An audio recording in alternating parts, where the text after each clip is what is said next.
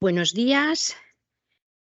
Nos encontramos hoy en el Centro de Referencia Estatal de Atención al Daño Cerebral, ya terminando nuestros avances, ya vamos por el avance número 20. El lema de nuestro 20 aniversario era 20 años, 20 avances, y con este hoy culminamos nuestros 20 años, que yo creo que están siendo sobre todo fructíferos y gráficos. Nos queda otro avance más, que será el de clausura, el mismo día que del cumpleaños de este centro, pero con este avance ya cerramos el círculo de las 20 iniciativas. Hoy le toca el turno a algo que es el cumplimiento de la misión del SEADAC. Yo ya sabéis, y en esto insisto, que la misión del centro no es la atención directa, que esto está transferido a las comunidades autónomas, que nuestra misión es la gestión de conocimiento, la exportación de buenas prácticas y, en este caso, Marta Fernández Ontoria, fisioterapeuta de este centro, Cristina Lirio, fisioterapeuta que ha estado también trabajando en este centro, hemos tenido la suerte de que lideraran una investigación. Por lo tanto, sí que podemos hacer investigación desde el centro. ¿Con qué?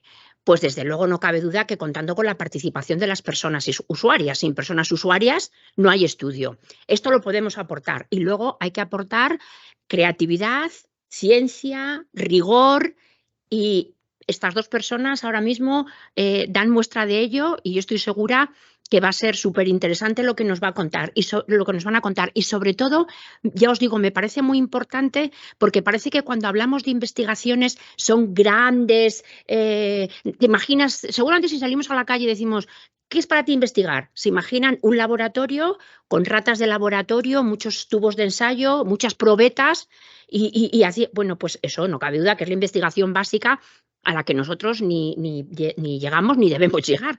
Pero existe otro tipo de estudio y gracias a estos estudios vamos avanzando, que es de lo que se trata. ¿Con qué objetivo? En nuestro caso, el único objetivo de mejorar la calidad de vida de las personas con daño cerebral. Esa es nuestro leitmotiv. Y es por el que todas las personas que estamos en este centro, las que estamos ahora y las que hemos pasado, nos guiamos. Así que yo ya no os voy a entretener más porque lo importante es lo que ellas cuentan. El título es Estudio de adaptación transcultural llevado a cabo en el CEADAC de las pruebas del sistema de equilibrio BEST Test, Mini BEST Test y Brief BEST Test a la población española con daño cerebral adquirido. Todo vuestro. Muchas gracias. Muchas gracias, Inma, por darnos la oportunidad. Espera, que nos pongamos aquí porque Sí. un placer. Por darnos esta oportunidad de participar en estos 20 avances, 20 años. Gracias a vosotras por impartirnos ciencia.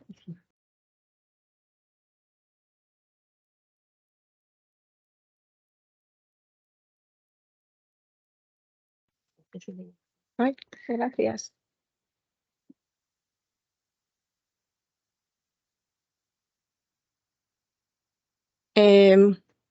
Buenos días, mi nombre es Marta, llevo trabajando en el CEADAC cerca más de 15 años y bueno, junto con mi compañera Cristina, que también ha trabajado en el CEADAC y que ahora está trabajando en la Universidad de Castilla-La Mancha como profesora del grado de fisioterapia y del máster de fisioterapia en neurología, vamos a presentaros nuestro estudio Adaptación transcultural de pruebas de sistemas de equilibrio, BEST Test, Mini BEST Test, Brief BEST Test a la población española con daño cerebral adquirido.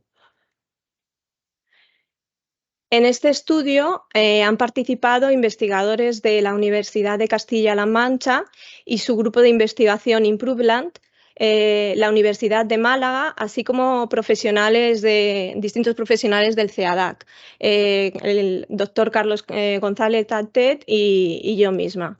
Voy a empezar haciendo una pequeña introducción de las causas que producen daño cerebral adquirido. Como veis en la diapositiva, son muchas: traumatismos cráneoencefálicos, anoxias, hipoxias, secuelas tumorales, y el que tiene más prevalencia es el accidente cerebrovascular, o más comúnmente llamado ictus. Todas estas causas, todas estas etiologías producen una serie de manifestaciones clínicas en el daño cerebral adquirido. Los sistemas que están involucrados en el equilibrio y que pueden alterarse son el sistema somatosensorial, visual y vestibular. El visual, por ejemplo, la desviación de la línea media visual. En el caso del sistema vestibular, por alteración de alguna de las vías vestibulocerebelosas, y en el caso de la parte perceptivo-cognitiva se pueden ver alteradas la atención, la memoria, la velocidad de procesamiento, incluso el aprendizaje, la conducta y también las emociones. Todos ellos van a afectar directamente al control postural. ¿Por qué razón vamos a estudiar el equilibrio? Pues bien,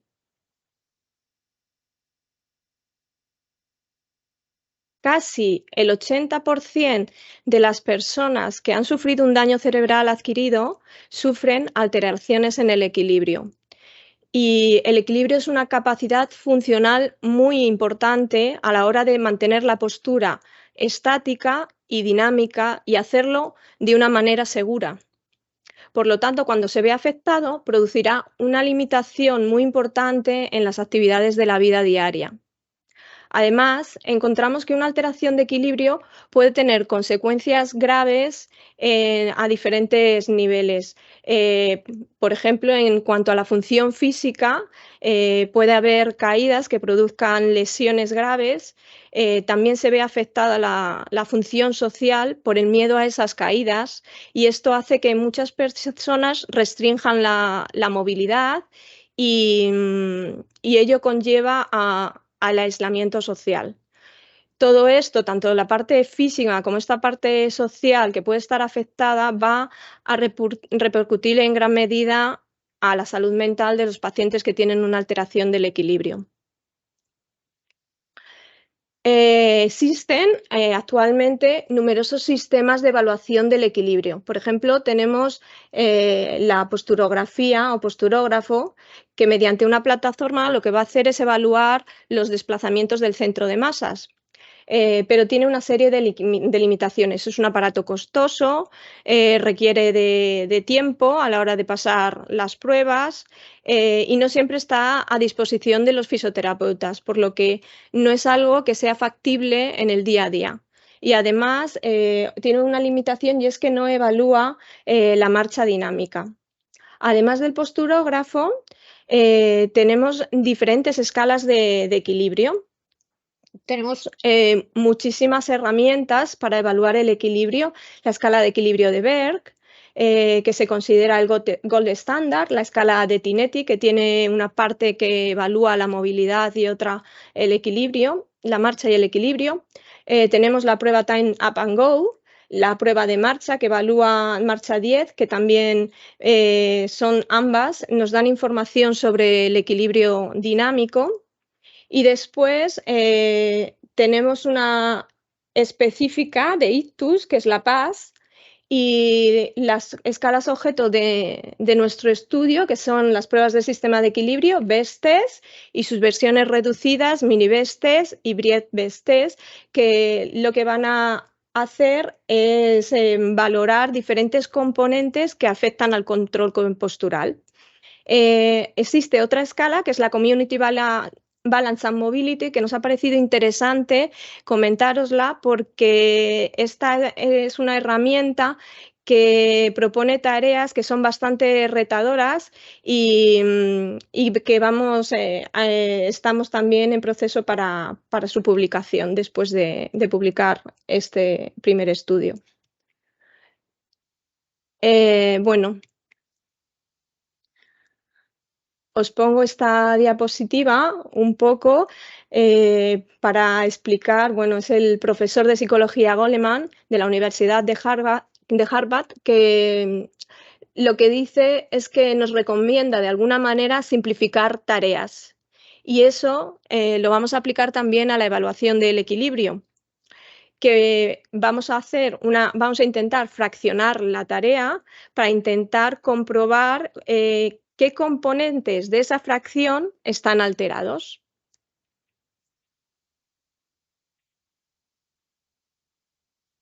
Estas serían las fracciones que va a evaluar el BEST test. Control de las condiciones dinámicas, las exigencias biomecánicas, estrategias motoras, ya sean reactivas, anticipadoras, voluntarias, el proceso cognitivo, evalúa también las estrategias sensoriales empleadas, la orientación en el espacio, como la verticalidad, y todos estos componentes van a tener una incidencia sobre las caídas. Voy a empezar hablando de la prueba de sistemas de equilibrio BEST test. Esta escala tiene 6 secciones que evalúan diferentes sistemas involucrados en el control postural. Como veis en la diapositiva está la sección 1, que va a evaluar las restricciones biomecánicas, la sección 2, los límites de estabilidad y verticalidad, la sección 3, transiciones, anticipación, la sección 4, respuesta postural reactiva, la sección 5, orientación sensorial y por último la sexta, estabilidad de la marcha. Es una escala que es una escala larga. Tiene 27 ítems y una puntuación total de 108 puntos. La característica que tiene esta escala es que podemos obtener, además de las puntuaciones totales, una puntuación porcentual de cada una de las secciones que evalúa. Es decir, que si, por ejemplo, nosotros encontramos que un sujeto presenta un porcentaje de un 20% en la sección 5, orientación sensorial, y un porcentaje de 70% en la sección 2, límites de estabilidad, verticalidad, lo que nos estaba diciendo es que este sujeto necesita enfocar su tratamiento hacia ese déficit que hemos encontrado en orientación sensorial. De modo que podemos focalizar nuestra intervención. Esta escala se tarda en administrar unos 30 minutos cuando tienes una buena destreza. Depende de las características del paciente, porque hay pacientes que se fatigan, y también depende de la destreza que tenga el evaluador. Nos podemos ir de 25 a 40 minutos a la hora de administrarla. Por lo tanto, hemos encontrado y estamos adaptando las escalas mini-BEST y BRIT test, que son versiones reducidas de esta prueba de sistemas BEST test. Porque cuando existe esta limitación de tiempo, nos pueden servir para evaluar el equilibrio. Son válidas para evaluar el equilibrio. En cuanto al BRIT BEST test, lo tenemos ahí. Es una escala que se mantiene fiel a la escala original, en el sentido de que va a evaluar las 6 secciones que propone la autora. Lo va a hacer también manteniendo los resultados porcentuales de cada una de las secciones. Y lo que hace es que coge un ítem de cada uno de los componentes. Hay 2 secciones, la sección 3 y 4, que van a puntuar un poquito más alto porque evalúan lado derecho y lado izquierdo.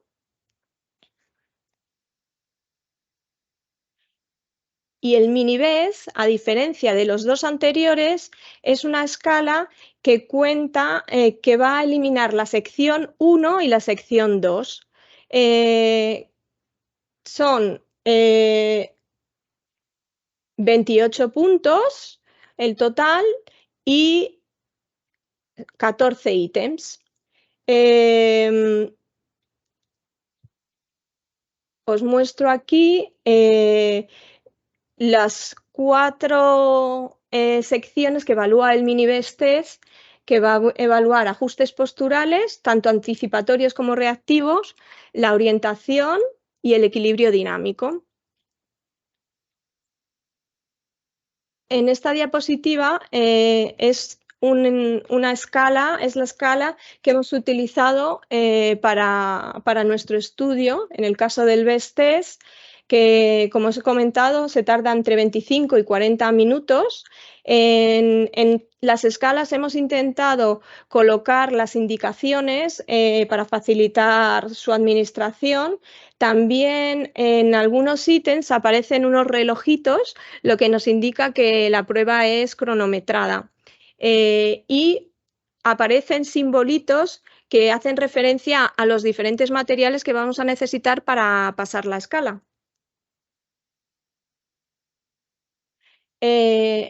Esta que veis aquí la utilizamos para el estudio porque recogíamos en la misma hoja de puntuación el BEST test y el mini BEST test para que fuera más rápido.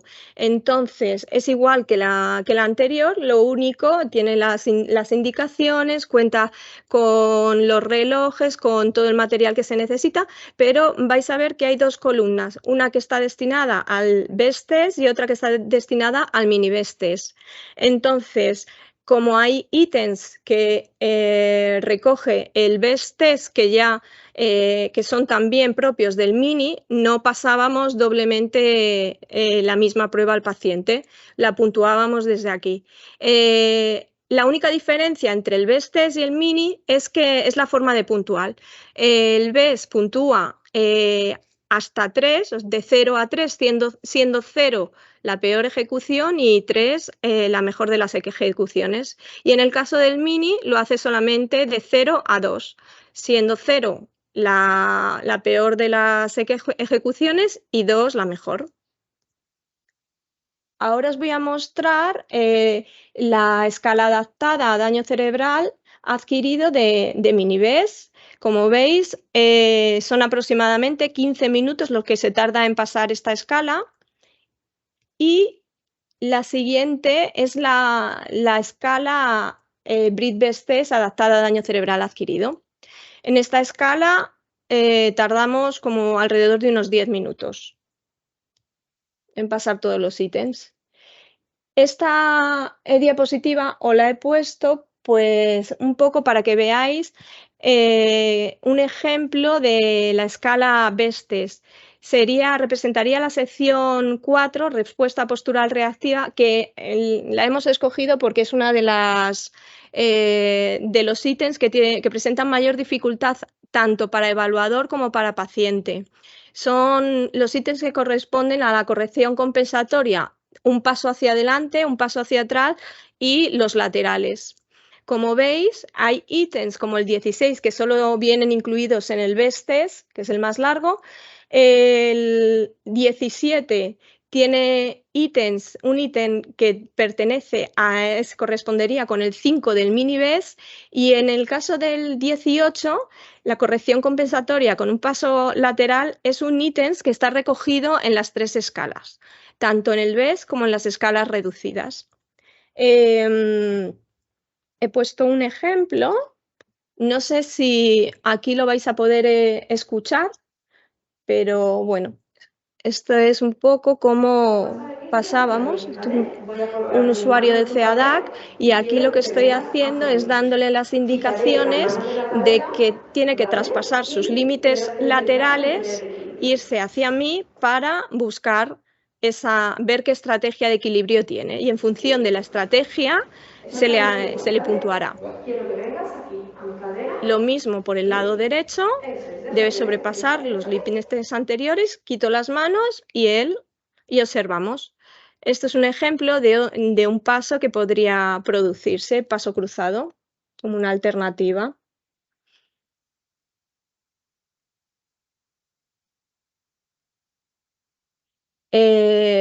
Pues bien, después de todo esto, vamos a contaros pues qué objetivos nos hemos propuesto. Estos serían traducir y adaptar a la población española la escala Best-Test y sus versiones reducidas, mini-Best-Test y BRIT-Best-Test, en sujetos con daño cerebral adquirido. Secundariamente, nos propusimos comprobar la factibilidad, fiabilidad, validez y sensibilidad al cambio y la puesta en práctica de la escala mini-Best-Test, BRIT-Best-Test y Best-Test en sujetos tanto en fase aguda como en fase crónica tras sufrir un daño cerebral agudo. Para ello nos va a contar Cristina cómo fue la metodología durante el estudio. ¿Quieres sentarte aquí, Cris? Bueno, pues nada, yo estoy encantada de estar aquí. Me encanta de vez en cuando pasarme y sobre todo, pues también estoy agradecida de haber estado durante el año pasado principalmente con Marta evaluando pacientes, porque bueno, pues durante 5 años de mi vida sí que era mi trabajo principal, evaluación, tratamiento, y ahora me dedico más a la docencia y sin práctica la docencia se me quedaba un poco coja. Entonces, bueno, pues de vez en cuando hacer implementaciones tan clínicas, pues es un gusto. Pero todo ha partido del objetivo que se planteó desde la realidad clínica. O sea, lo bueno de este estudio es que no es un estudio con una metodología y una validez científica quizá muy relevante como los ensayos clínicos o las revisiones y metaanálisis, pero sí que es un estudio con relevancia clínica porque parte de una pregunta de investigación clínica. Entonces, bueno, pues aunque sea costoso, pues es un gusto hacerlo, como ha dicho Inmaculada, porque el objetivo es el paciente y su calidad de vida. Y bueno, pues el diseño fue un cohorte prospectivo, una evaluación observacional en el que hicimos pues implementación, solicitamos pues la puesta en práctica de todas estas estrategias que marca cada ítem al paciente. Está registrado el estudio en clinicaltrial.gov y siguió el informe ISPOR que, bueno, pues un poco indica las tareas que se deben de llevar a cabo para hacer tanto la adaptación transcultural como luego su validación.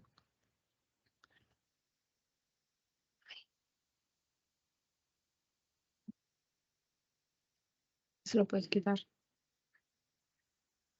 Bueno, entonces comenzamos con el diseño del protocolo, la aprobación del comité de ética.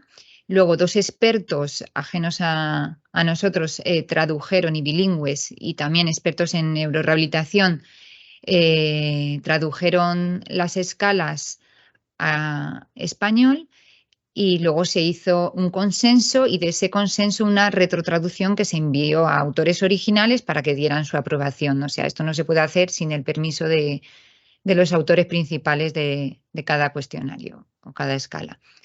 Primero se hizo un pilotaje con esa versión consensuada. Ya se habían hecho una serie de adaptaciones a pacientes con daño cerebral. Como hemos visto al principio, no solo hemos incluido pacientes con ictus, aunque es el mayor porcentaje, sino que también pues, hay pacientes o sujetos con traumatismo craneoencefálico, tumores, encefalopatías, y esto pues, requería una serie de adaptaciones más allá de lo que vemos solo en ictus. Entonces, esto se probó en 30 sujetos. En época de pandemia tuvimos que acudir a FANDACE, que es la Fundación de Daño Cerebral Andaluza, para poder probarlo. Y bueno, pues por Andalucía más o menos miramos la factibilidad, evaluamos también las complicaciones que tenían entre 7 y 10 fisioterapeutas y también algún médico rehabilitador y terapeutas ocupacionales en pasar estas escalas para poder ir puliendo y finalmente pues pasarlo aquí en el CEADAD a 108 sujetos que participaron voluntariamente. Y aquí principalmente os vamos a mostrar los resultados de fiabilidad y validez, puesto que la sensibilidad al cambio estamos todavía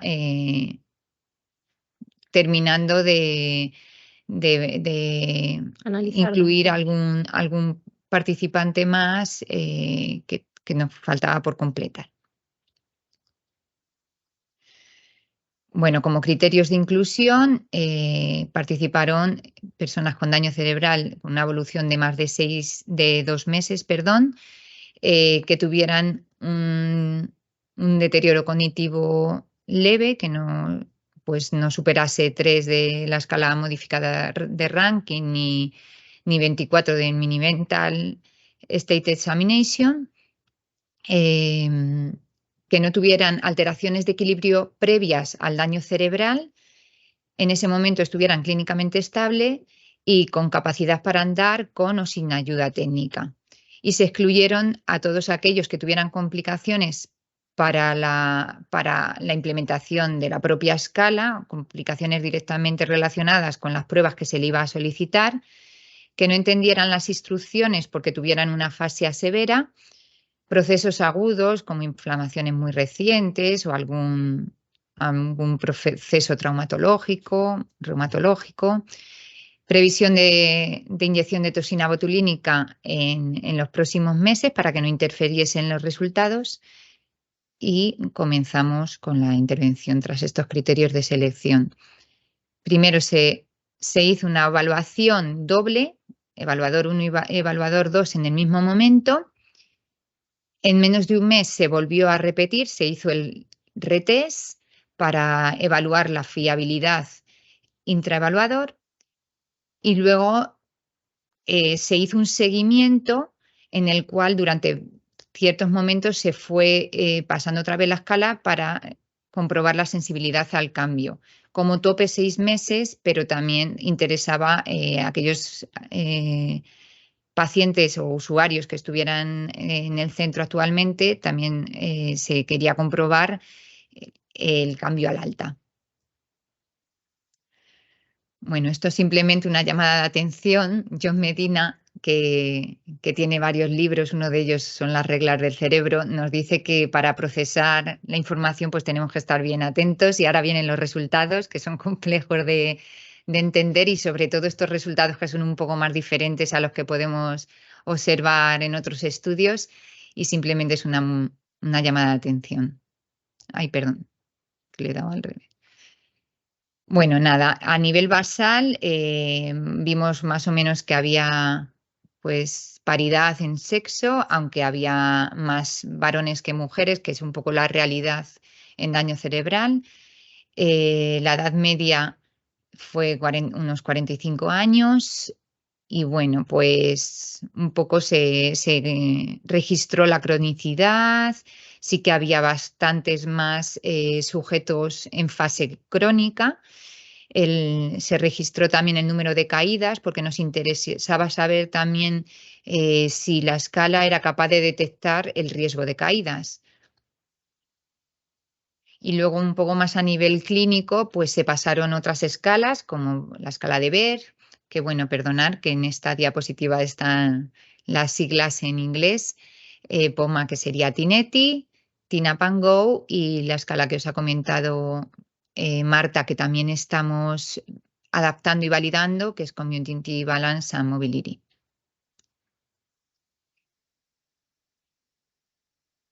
En cuanto a la fiabilidad entre evaluadores, en la primera evaluación, en la cual en el mismo tiempo medimos, bueno, principalmente Marta y yo, pero en algún caso pues era otro fisioterapeuta, porque nos interesaba saber no solo la fiabilidad entre Marta y Cristina, sino la fiabilidad entre nosotros y otros evaluadores.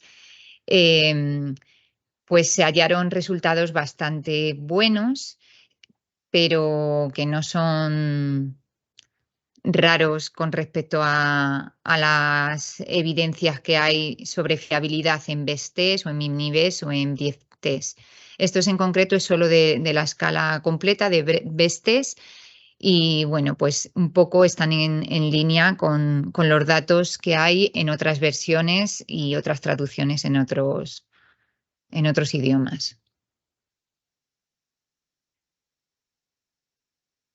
En cuanto a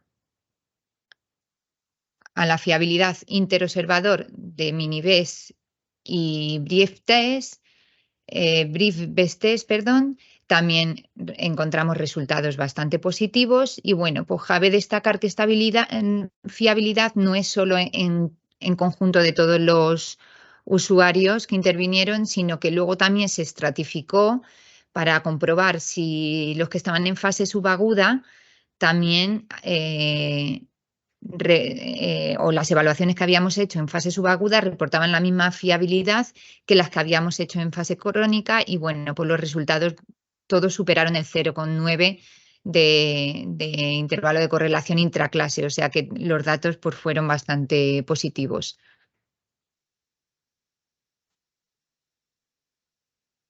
Intraobservador, el test-retest, esa evaluación que hicimos en menos de un mes, también salieron resultados muy buenos de fiabilidad, con lo cual pues, nos habla de que todo el rato no estamos evaluando tanto al paciente, sino estamos evaluando la escala.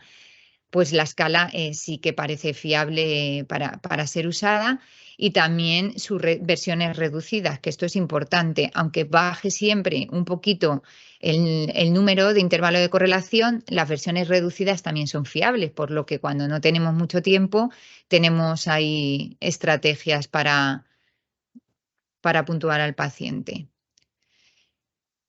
En cuanto a la validez, un poco testamos la validez de constructo, cómo estaba construida cada una de las 3 escalas y quien tiene mejor constructo es Best-Test porque tiene sus 6 secciones, además que al analizar el análisis factorial exploratorio nos salieron exactamente esas secciones, lo cual pues dice que la adaptación que hemos hecho, todo lo que hemos modificado en la escala para adaptarlo a daño cerebral, mantiene el constructo original de la versión original que hizo Jora. Y en cuanto a las versiones reducidas, pues va reduciendo el constructo, incluso en mini, pues de las 4 secciones solo salieron 3. Entonces, bueno, pues esto también nos habla de que cuanto más amplia es la escala, mejor va a evaluar y mejor van a ser los resultados, aunque para ciertos sujetos puede ser agotador o para ciertos profesionales no existe ese tiempo para utilizarlas. Entonces, bueno, pues tenemos que tener un poco en cuenta los pros y los contras de cada opción.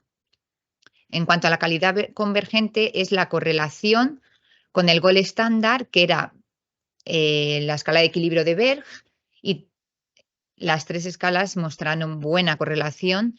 Además, también se correlacionaron con las otras que hemos comentado, Tina Van Gogh, Community Balance and Mobility y con POMA, y también mostraron muy buenas correlaciones. Para hacer todas las correlaciones también dividimos por ítems y por subsecciones las escalas y tuvimos que hacer una pequeña división también de Berg con lo que realmente mide estas escalas, porque probablemente una de las limitaciones de Berg, que bueno, ahora comentará un poco Marta, también es que no mide todas las secciones que podemos ver en Best-Test. Pero aún así sí que había buena correlación con Berg, pero también con el resto de escalas comprobadas. Y nada, ahora simplemente, pues, ¿qué implicaciones tiene todos estos resultados? Se queda todo en números. Lo que nos interesa es qué implicaciones va a tener para el paciente, qué implicaciones tiene un poco también a la hora de el profesional de establecer y decidir qué tratamientos, si es necesario que haga estas evaluaciones. Y también un poco os vamos a hablar de las habilidades y fortalezas pues, de este estudio. Yo voy a hablaros ahora un poquito, vamos a hacer la discusión y ver la relevancia clínica de todos estos resultados que ha mostrado Cristina. En cuanto a la factibilidad para la población con daño cerebral adquirido, no hemos encontrado efecto techo ni suelo en la escala Best-Test ni en la escala Mini-Best. Solamente alcanzaron 3 sujetos de toda la muestra la máxima puntuación. Esto creo que era un 2,8% del total de la muestra, que es un porcentaje muy, muy bajo, con lo cual podemos decir que ninguna de las 3 escalas tiene este efecto techo y suelo.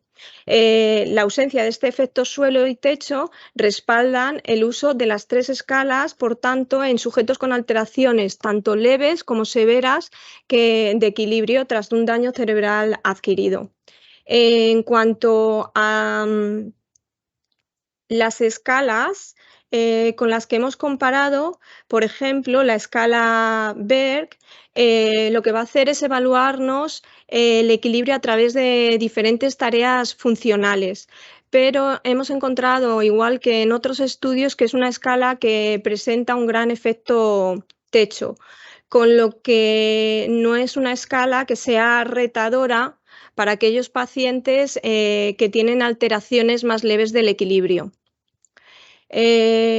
Otra de las escalas con las que hemos comparado es que el TAG, el TAG es una prueba que mide el tiempo que un paciente necesita para levantarse de una silla, recorrer una distancia de 3 metros, volver y sentarse en esa silla. Esta prueba está incluida en las 3 escalas, tanto en el BES como en las escalas reducidas, con lo cual nos hace pensar que es una escala que se queda corta a la hora de evaluar el equilibrio. Y después tenemos la escala POMA, que es una herramienta que está ampliamente utilizada para exámenes de movilidad y para la predicción de caídas en ancianos, pero también muestra un gran efecto techo. Por último, la Community Balance and Mobility es una escala que presenta tareas que, como he dicho antes, son tareas retadoras, con lo cual está muy bien para pacientes o sujetos con una alteración leve del equilibrio que tienen un alto nivel funcional. Todas estas escalas de las que he hablado, ninguna de ellas es capaz de identificar qué sistemas de control son los responsables de los déficits de equilibrio. Por esta razón, la autora Horak lo que hizo es desarrollar una escala, el BES, que sí fuera capaz de ver qué sistemas están afectados cuando hacemos una evaluación del equilibrio. En cuanto a la factibilidad respecto al tiempo de administración, lo que hemos encontrado coincide con estudios previos. Cuando existe esa limitación de tiempo, cuando no existe, mejor dicho, esa limitación de tiempo, o tenemos pacientes que se fatigan, recomendamos que no se fatigan, recomendamos el uso del BES test. Pero si por el contrario tenemos limitación de tiempo o el paciente se fatiga, lo que recomendamos es el uso del mini y del Breathe BES test. No sé si me salta alguna. Sí, salta una. Voy para atrás. Ahí. En cuanto a la factibilidad respecto a la dificultad en la administración de las escalas, en el pilotaje lo que encontramos es que había algunas dificultades en algunos ítems, tanto en la compresión como en la ejecución de los mismos, tanto en pacientes como en evaluadores. Estos ítems son los que tienen que ver con la respuesta postural reactiva. Estos que hemos hablado, que eran un poco más complejos y que producen miedo de caída al paciente cuando no tienen las estrategias suficientes de equilibrio. En muchos estudios hemos encontrado que sugieren que para las evaluaciones de pacientes que tengan unas deficiencias cognitivas o físicas graves, sería bueno evaluar el equilibrio mediante 2 evaluadores. También destacar que en el último ítem, el de marcha con tarea dual, lo que estamos viendo es el paciente está caminando y a la vez está haciendo una tarea cognitiva. Cuando existe una afasia, por ejemplo, la tarea cognitiva es demasiado exigente. Entonces, lo que se propone en otra literatura es reducir esta exigencia y se puede hacer, por ejemplo, cogiendo una palabra de 5 letras y deletrearla hacia atrás.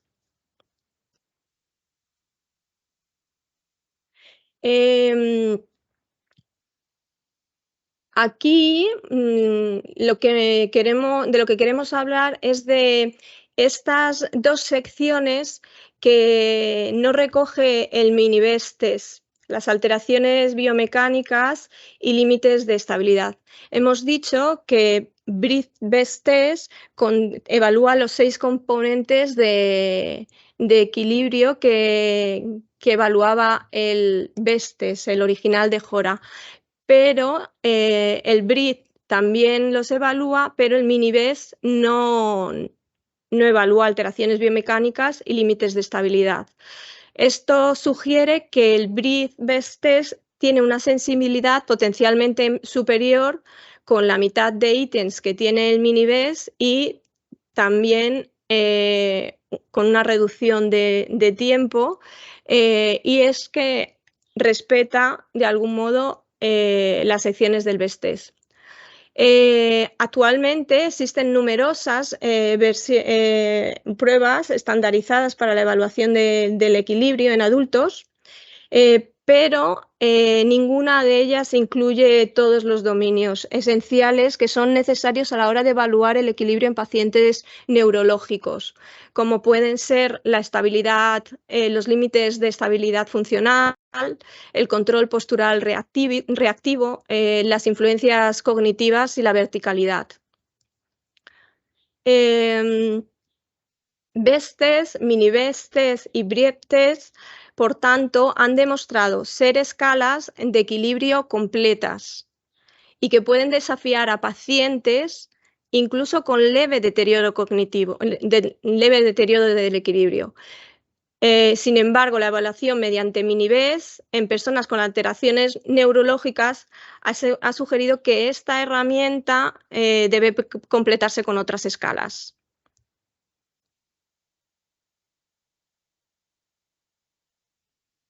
Entre las limitaciones que encontramos en este estudio, hay que destacar la variabilidad, como ha dicho Cristina, de los sujetos con daño cerebral adquirido y además el mayor tiempo de administración de la escala BEST test, que depende muchas veces de la experiencia del evaluador, pero también depende de las características del paciente. Lo que sugerimos y recomendamos es que previo a la administración de las escalas se vean los vídeos de capacitación que se encuentran incluidos en la página web de la autora Horak. Lo tenéis ahí, www.besttest.as. Y viendo estos vídeos tengamos en cuenta las adaptaciones que hemos hecho puntuales en daño cerebral adquirido. Que no se encontrarían evidentemente en el vídeos de Jora, porque esas escalas no están adaptadas a daño cerebral adquirido. Eso es. Aquí, bueno, hemos estado durante toda la ponencia hablando de diferentes escalas, de estas escalas y de la posturografía. Ahora me gustaría, bueno, pues hacer un breve resumen de todo esto que hemos hablado y discutirlo un poco en el sentido de comparar de alguna manera esas escalas con las que contamos y la posturografía. Hemos visto que las escalas son herramientas fáciles de usar, que no requieren de equipos costosos, que generalmente son rápidas de administrar y se ha demostrado que además predicen el riesgo de caída. Por lo tanto, nos dice que es necesaria hacer una intervención para trabajar ese equilibrio. Sin embargo, los resultados obtenidos en general de las escalas son subjetivos. Muestran efectos techo, como hemos visto en muchas de ellas, y por lo general no son suficientes para medir la mejora o el deterioro del equilibrio. La mayor limitación que tienen estas escalas es que no especifican qué tipo de problema de equilibrio tiene el sujeto para poder hacer una intervención y dirigir el tratamiento. Las escalas que os proponemos, que son Best Test, Mini y Brief, sí utilizan un enfoque mucho más funcional y para evaluar el equilibrio y son capaces de identificar qué sistema está afectado para poder hacer un buen enfoque de rehabilitación específica para diferenciar los trastornos del equilibrio. Habéis visto que ahí hemos incluido también, además del Mini y el Brief, el S-Best Test. El S-Best Test es una nueva escala que está publicada, que también es una versión corta del Best Test. Con esto quiero deciros que hay un montón de publicaciones en relación a estas escalas, lo que nos sugiere que, bueno, que hay mucho interés por ellas, tanto por la parte clínica como por la parte investigadora. En cuanto, por otro lado, tenemos la posturografía. La posturografía dinámica es una herramienta que requiere un equipo costoso, pero que brinda unos datos precisos y objetivos sobre el balanceo del cuerpo hacia adelante, hacia atrás. Representa el estándar de oro para medir las contribuciones motoras y sensoriales al control del equilibrio. El inconveniente importante que tiene la posturografía es que me has pasado la diapositiva. Espera, que voy. El inconveniente importante que tiene la posturografía es que requiere principalmente el equipo es muy costoso, requiere de un espacio de un lugar para ponerlo, que también es un espacio amplio, requiere de un tiempo de entrenamiento y luego de un tiempo a la hora de pasar la prueba. Y además está limitada al no proporcionar información sobre el equilibrio dinámico durante la marcha. Además, tampoco da información sobre las transiciones posturales, como por ejemplo girar, las transiciones de sentarse, pararse. Y bueno, que es una herramienta muy útil, muy objetiva, pero que tiene esa serie de limitaciones. Bueno. Por otro lado, las nuestras. Nada, nuestras limitaciones, que yo creo que un poco también lo hemos ido, así que ya resumo rápidamente. Es el tiempo de administración principalmente de la escala completa, que aunque sea la más factible, muchas veces no tenemos este tiempo, pero bueno, tenemos opciones, hemos visto. La dificultad que hemos tenido para validar, por eso hemos utilizado más escalas, porque el gol estándar pues tiene las dificultades que hemos comentado, el efecto techo, la ausencia de ciertos ítems que no evalúa. Luego la subjetividad al valorar, que hemos tenido que poner muchas adaptaciones, porque ¿qué es inestabilidad? Muchas veces te ponen la palabra inestabilidad y para mí lo es, pero para ella no. Entonces hemos incluso definido lo que es inestabilidad, que se tiene que mover, porque si no, sería mucho más subjetiva y no tendría fiabilidad principalmente entre dos observadores. Y luego, pues la dificultad para estandarizar cada ítem teniendo en cuenta las peculiaridades clínicas de cada sujeto, puesto que no hemos metido solo un tipo de daño cerebral, sino al conjunto de personas, porque era lo que interesa en un centro como este, tener una escala que nos valga para todos los sujetos y no solo para los que, por ejemplo, como PAS, que solo para los que han sufrido un ictus. Luego es un instrumento de momento en papel o digital.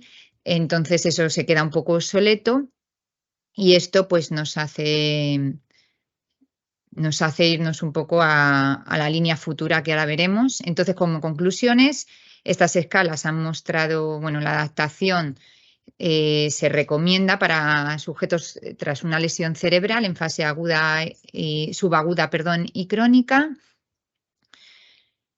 El uso como medida de resultado para tratamiento, pero también para toma de decisiones para futuros tratamientos, diseñar futuros tratamientos y también para el diseño de estudios de investigación que necesitan de herramientas bastante estandarizadas y que no tengan estos efectos techo o que tengan buena validez, sensibilidad, que pueda detectar, por ejemplo, con esta escala que también se ha comprobado, si esta escala es sensible a predecir el riesgo de caídas, que también es interesante a la hora de investigar.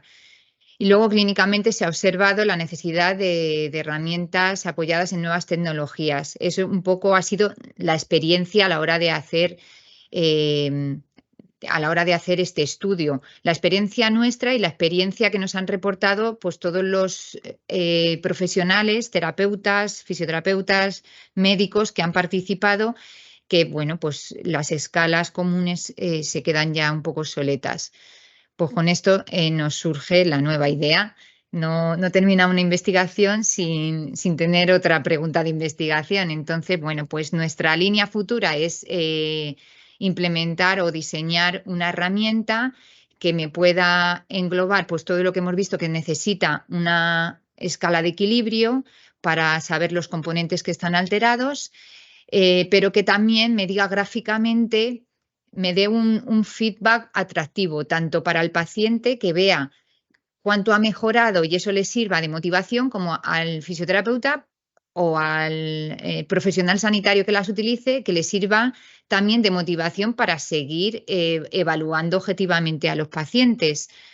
Entonces, pues esto con las nuevas tecnologías y sobre todo con las aplicaciones móviles que bueno, pues son ya bastante asequibles, estamos intentando hilar y bueno, pues lo bueno que decimos hoy por primera vez es que ya tenemos fondos, ya nos han dado una pequeña ayuda para crear una aplicación en principio va a ser para hemiparesia no adquirida, sino congénita, porque lo han dado un poco en la línea de hemiparesia infantil, pero va a ser para sujetos de 16 a 22 años, o sea que ya nos vamos acercando a la edad adulta y que, bueno, nuestro objetivo es que sea extrapolable y poder seguir, pues esto es como todo ya, si entran las nuevas tecnologías y la investigación, necesitamos fondos y ahora que ya sabemos cómo tocar puertas y poder ir buscando financiación, pues ese es un poco el objetivo y el objetivo con vistas a mejorar la calidad de vida de los pacientes y también la calidad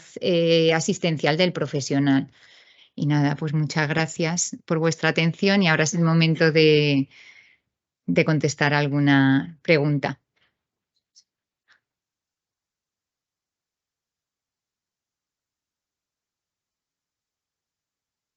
Primero, si en la sala hay alguna pregunta.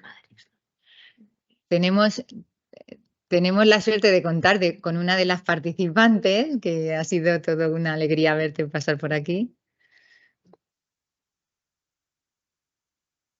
En el chat no parece que hayan dejado ninguna.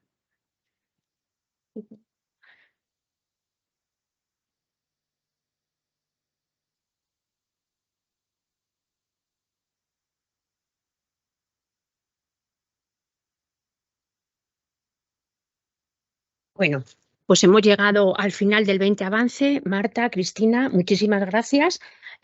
Habéis acabado con línea de futuro y a mí eso me parece que es muy importante. No nos quedamos aquí y como bien decís, no hay investigación que se precie si de esa investigación nos surge una nueva pregunta.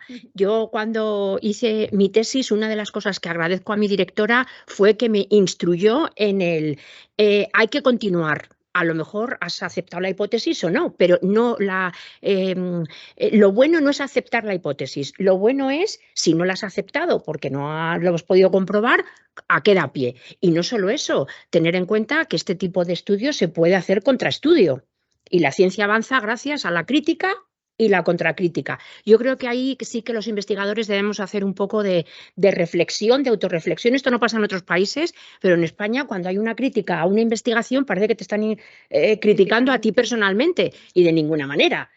Si alguien decide en algún momento replicar esta investigación que habéis hecho, es porque han visto que ahí hay tema para poder sacar. Así que muchísimas gracias. Yo os animo. El SEADAC le tenéis a vuestro lado, y no cabe duda que el Avance 20 está alineado totalmente con lo que hacemos. Así que muchísimas gracias a las dos. Enhorabuena. Queda grabado, que eso también es otra posibilidad para poder consultar cuando quien quiera hacerlo. Así que muchísimas gracias por vuestro trabajo, no os desaniméis y seguir en ello. Gracias, por la mejora de calidad de vida de las personas con DCA, que yo creo que es DCA, que decía Clara Cristina, o con otro tipo. Nosotros, claro, estamos muy centrados en el DCA, pero hay otras patologías que también merecen la pena trabajar e ir avanzando. Y con esto pues pasamos, os invito a el último, este sí que es el último avance, que será el avance de clausura, en el que vamos a hablar del abordaje de fisioterapia en la extremidad superior en DCA, en daño cerebral adquirido. Y esto será el día 13 de junio del 2023. Empezamos estas sesiones el 13 de junio del 2022 y llegamos al 13 de junio de 2023. Espero que con los deberes hechos.